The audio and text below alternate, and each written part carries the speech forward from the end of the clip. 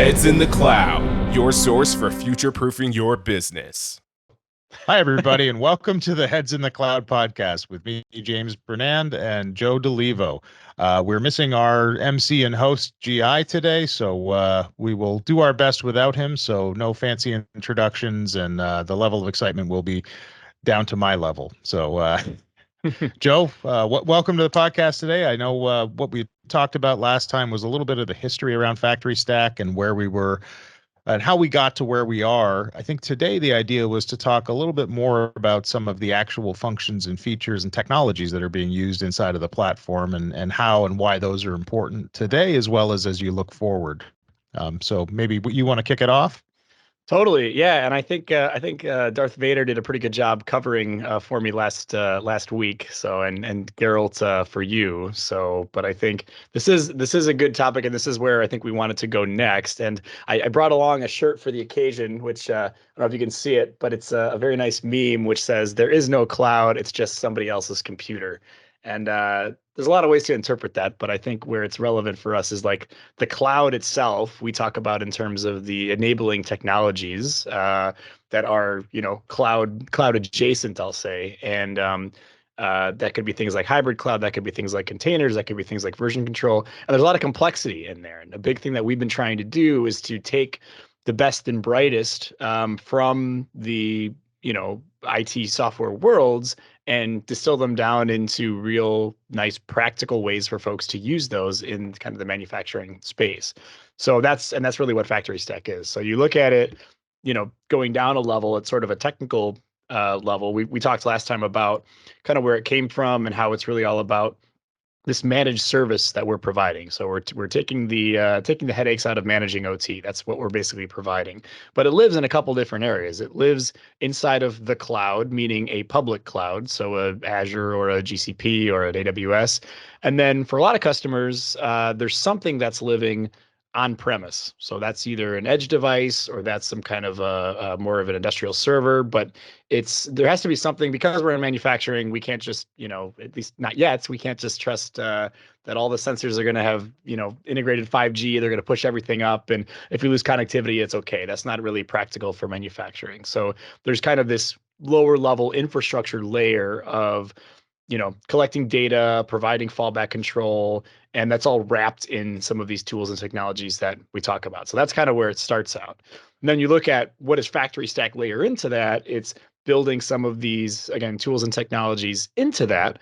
And one thing that's very, very different from FactoryStack than what you'll see in most other, let's say, SaaS applications targeting the space is you have your own private virtual network. And that's really, really important because especially with all the security concerns that you hear about all the time, and even for things like data residency requirements, data sovereignty, where customers expect data to be in a certain location, we need to have pretty much full control over the underlying compute infrastructure and storage infrastructure that's storing all of this data. So we provision these totally isolated environments per customer, and everything that we're going to deploy in there, which we'll talk about, is basically living inside of there. So I don't know if you wanted to elaborate on that, James, and then we can talk about some of the tools and pieces that kind of go into that virtual network, if you will. Yeah, I would say totally isolated is maybe a bit of an overstatement, but conceptually, it's kind of like setting up a VLAN or a segment of a network that's dedicated. So there's no, in the old controls world, you're minimizing multicast traffic going to PLCs. You're minimizing the chance of somebody potentially installing or doing something on another network that then creates problems with your controls network. Because again, your controls network and your controls devices are extremely sensitive to the time. So you can't afford, packet storms. You can't afford to have downtime on your PLCs or your SCADA systems because these are operating real-time equipment. These are things that you measure downtime with multi-figures of dollars because every minute counts. It's also one of the issues that really created some of the need for FactoryStack is that it's really hard in that kind of an environment where it's very expensive to upgrade and update software versions. It's very difficult sometimes to manage how that process takes place. And even things like applying basic security principles that have been done in the IT space for a long, long time. It's much more difficult to do that in the OT space because of the requirement of uptime of all of the equipment and the computing infrastructure and the PLCs and everything that's operating down there. So when you start to look at, hey, what does cloud do for me? What does, containerizing my applications do for me? It gives you all sorts of opportunities to now take advantage of more IT centric and IT standard policies, which makes you more secure, which makes it easier and faster to deploy, to update, makes it cheaper to operate. You can now do these things easier because of some of the enabling technology that you get by looking at a cloud or hybrid cloud or cloud edge sort of a scenario. So, the technologies that go into that, there's a whole bunch of different ones, but conceptually, what we're trying to do is to make that transition easier. We believe that transition's coming, whether you want it to or not, in the next, my prediction is probably 10 years before we really get to, people really embracing a full cloud-based infrastructure. But hybrid, I believe, is something that, you'll see now now to the next 3 years, it'll start to become, really, really mainstream for most manufacturers because it's really not that far of a leap. You still have physical infrastructure on site. You still operate the critical workloads that you need to inside of the four walls of your building, but you're able to more intelligently take parts and pieces of what you do and use these really efficient cloud service offerings to be able to make them more effective and more cost effective. Totally. If you look at what actually goes into this now, so like you take an example of an application like Ignition. So Ignition right now is the core of what we're providing, both with FactoryStack and with PharmaStack.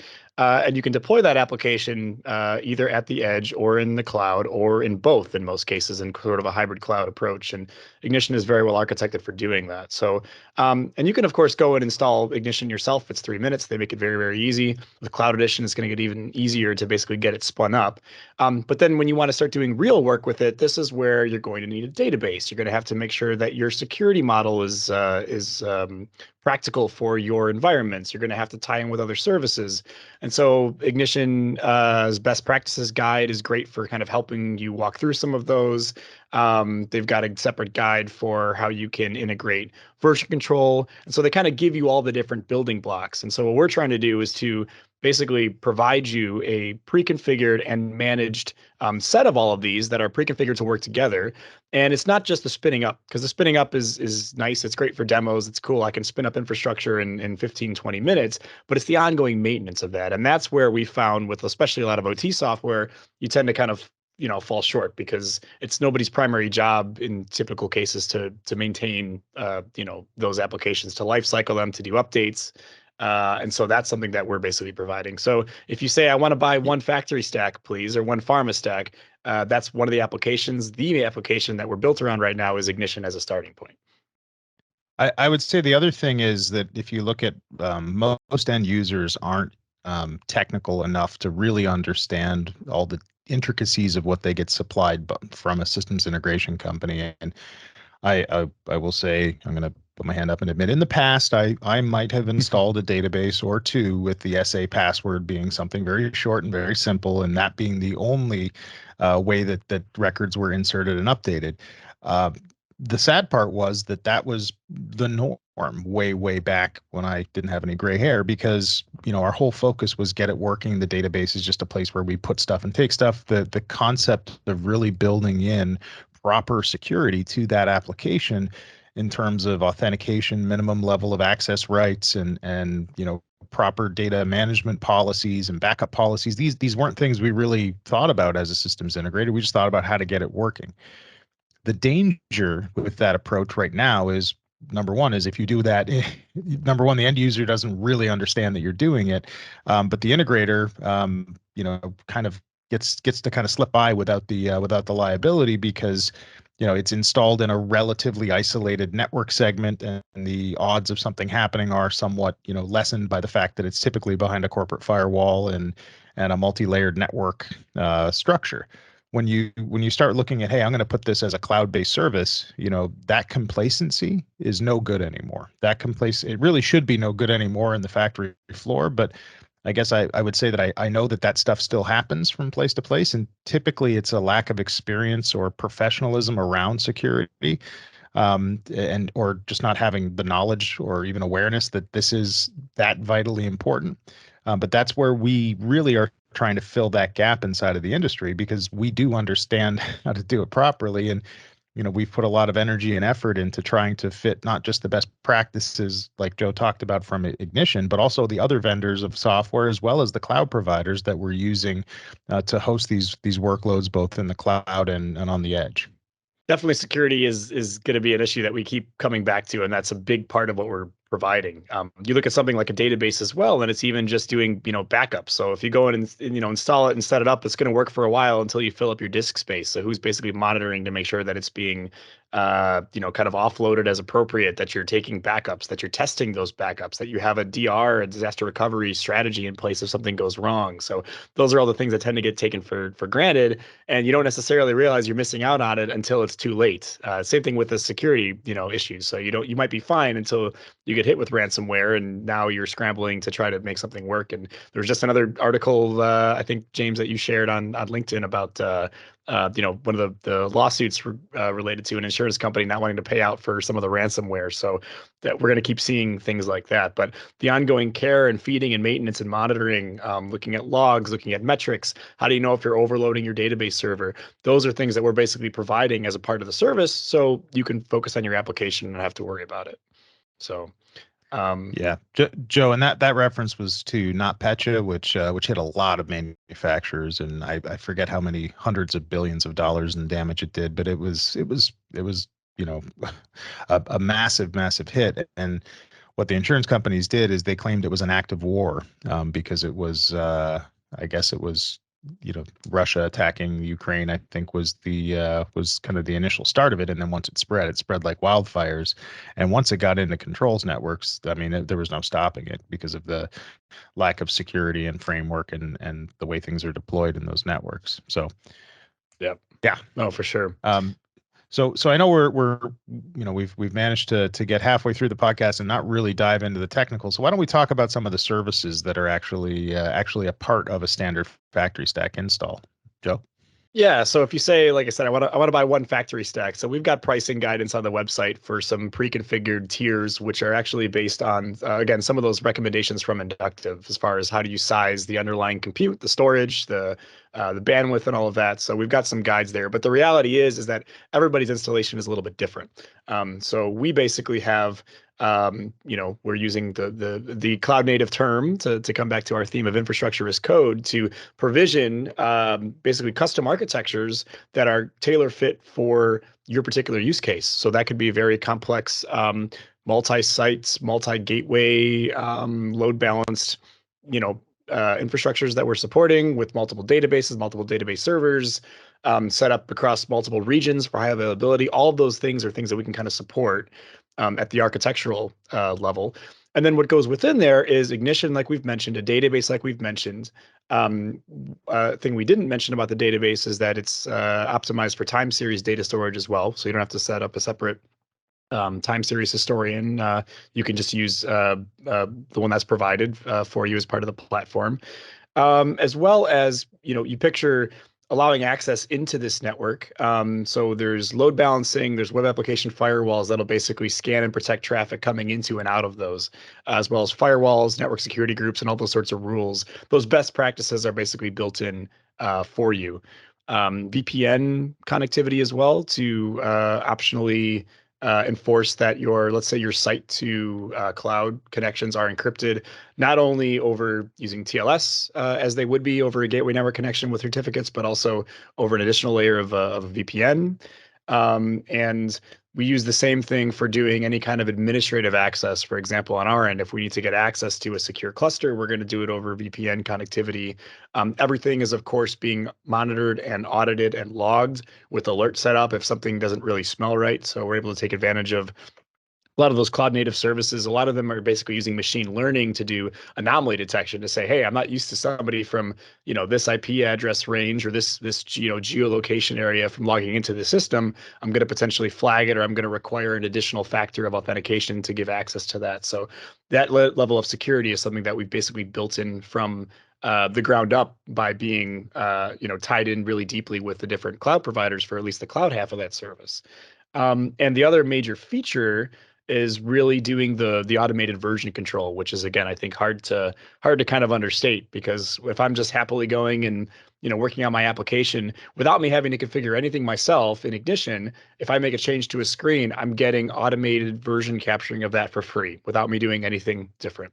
If I want to go that next level and I want to have a true DevOps setup with multiple servers and I want to be able to control changes between those and migrate those changes, then we're capturing all those, and with a couple of different settings to tweak, like knowing which users should have access to which environments, you basically get a full DevOps workflow for free using the exact same private network, private infrastructure, compute resources we have available. We're just turning up the dial to scale on or off. So it's that scalability, the flexibility, the elasticity that you get from the cloud wrapped up into this, where you don't necessarily have to know your end state. If you want to start out small with one of these installations, I want to monitor a handful of tags at one site from the cloud, and then down the road, I may want to scale that up across multiple sites and multiple geographies. And some of those are going to have, again, those data sovereignty restrictions on where data can be. We can support all of those infrastructure scenarios using the same core platform, which I think is super cool from a technical standpoint and having developed it. But hopefully that's a message that resonates with a lot of folks too. Yeah, no, that great description, Joe. The other thing I guess I'd just add to that is that we also, our enterprise edition, which is really our customizable edition, we also do support other pieces of software as well. So both operating as containers as well as some operating as virtual machines. So if your infrastructure looks a little bit different, or hey, I need to have, one of the requests we had was for HiveMQ, or we've had requests to have Canary as a part of those infrastructures. We're certainly able to support those as a part of that enterprise. It's just, we don't have a standard price listed on our website because obviously it's a little bit different for us to include those different pieces of software. Looking forward, of course, what we're really trying to do is we're adding in complementary software in the future as it makes sense to do so, and as the needs and the desires from the marketplace grow for those. So, if you happen to be a software manufacturer listening, or someone who has a package, specifically something that can operate in a Dockerized environment and operates within an orchestration cluster. This is something that we're actively doing right now, is evaluating and looking at the state of this for those software manufacturers to try to figure out the path to integration and inclusion as a part of the core product. So just throwing that out there. Totally. Yeah. No, it's exciting. Looking forward to next steps with building out the platform. So yeah, I think we're probably good for today. We don't have a GI on here to tell us to stop, but I think we've gotten through what we wanted to talk about. Anything else you wanted to add today, James? No, just appreciate the time, Joe, and anyone that's watching. We're happy to have you, and we'll see you next time. Awesome. Thanks. Cheers. See ya.